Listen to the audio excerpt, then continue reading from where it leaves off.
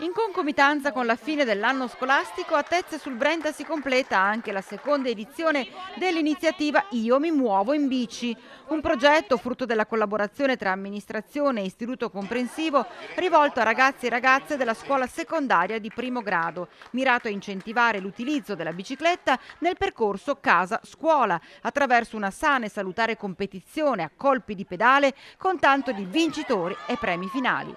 Siamo felici che questi ragazzi riescano ad utilizzare la bicicletta per andare a scuola, infatti molti di loro hanno partecipato al concorso che vede l'utilizzo della bici come mezzo per raggiungere il plesso scolastico.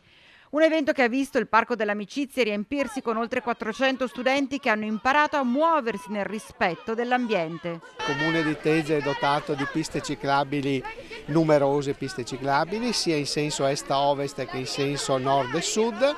Il sindaco va in bicicletta qualche volta, dovrebbe migliorare, ma migliorare di tanto. Padrino dell'iniziativa il campione di ciclismo Filippo Pozzato. Una bellissima iniziativa, educa i bambini a rispettare l'ambiente, quindi a muoversi in bicicletta, li educa a stare su strada e soprattutto fa del bene fisico, quindi abbiamo qualcosa di buono anche per la salute e per il futuro, quindi è un'iniziativa che va sostenuta da tutti quanti. Queste sono le vere iniziative che fanno bene ai ragazzi, ma non solo, fanno bene anche a tutto l'ambiente, perché se noi riusciamo a far capire ai giovani quanto è importante la mobilità sostenibile, ci salvaguarderemo anche nel nostro futuro. E il senso di tutto lo riassume la piccola Elisa, vincitrice del concorso per aver pedalato di più.